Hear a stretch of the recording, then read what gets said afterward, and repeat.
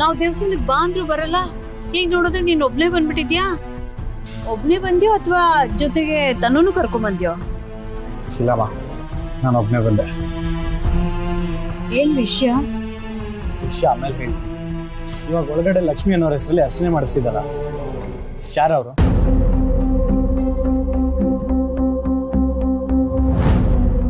ಅಮ್ಮ, ನಿನ್ನೆ ಕೇಳ್ತಿರೋದು ಯಾರವರು? ಅದು ಯಾರಿಲ್ಲ ಕಣೋ, ನನಗ್ ತುಂಬಾ ಬೇಕಾದವರು, ನನ್ನ ಫ್ರೆಂಡು. ಸರಿ, ಇವಾಗ ಅವ್ರ ಹೆಸರಲ್ಲಿ ಅರ್ಚನೆ ಏನಕ್ಕೆ ಮಾಡಿಸ್ದೆ? ಅವಳಿಗೆ ಏನೋ ತುಂಬಾ ಕಷ್ಟ ಅಂತೆ ಕಣೋ. ಅವಳ ಕಷ್ಟ ಎಲ್ಲ ಬೇಗ ಪರಿಹಾರ ಆಗ್ಲಿ, ಅವಳು ಸಂತೋಷವಾಗಿರ್ಲಿ ಅಂತ ದೇವ್ರ ಹತ್ರ ಅವಳ ಹೆಸರಲ್ಲಿ ಒಂದು ಅರ್ಚನೆ ಮಾಡಿಸ್ದೆ ಅಷ್ಟೇಪ್ಪ. ಬೇಕಾಗಿರೋರು ಅಂತ ಹೇಳ್ತೀಯಾ, ಫ್ರೆಂಡು ಅಂತ ಹೇಳ್ತೀಯಾ, ಆದ್ರೆ ಅವ್ರು ಯಾವತ್ತೂ ನಮ್ಮ ಮನೆಗೆ ಬಂದೇ ಇಲ್ಲ.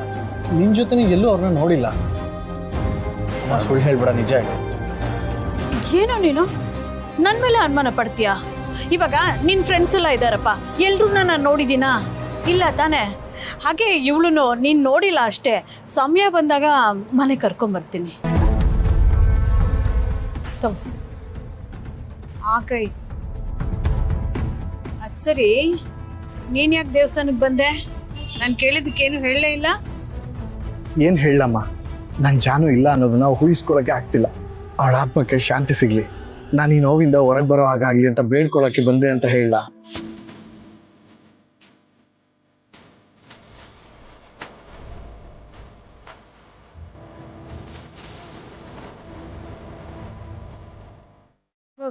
ನಾನು ಕೇಳ್ತಾ ಇದ್ರು ಸುಮ್ಮನೆ ಇದೆಯಲ್ಲ, ಹೇಳು ಯಾಕೆ ಬಂದೆ?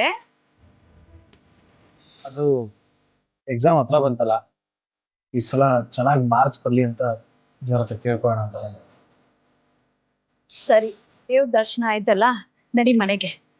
ಇಲ್ಲಮ್ಮ, ನಾನು ಇಲ್ಲೇ ಸ್ವಲ್ಪ ಹೊತ್ತು ಕುಟ್ಕೊಂಡು ಬರ್ತೀನಿ. ನೀನು ಒಬ್ಬಳೇ ಬಂದೆ ದೇವಸ್ಥಾನಕ್ಕೆ? ಇಲ್ಲ ಕಣೋ, ಚಂದನ ಜೊತೆ ಬಂದೆ. ಅವಳು ಪ್ರದಕ್ಷಿಣೆ ಹಾಕಕ್ ಹೋಗಿದ್ದಾಳೆ, ಇನ್ನೇನ್ ಬಂದ್ಬಿಡ್ತಾಳೆ. ಇರು, ಅವಳು ಮಾತಾಡ್ಸ್ಕೊಂಡು ಹೋಗಂತೆ.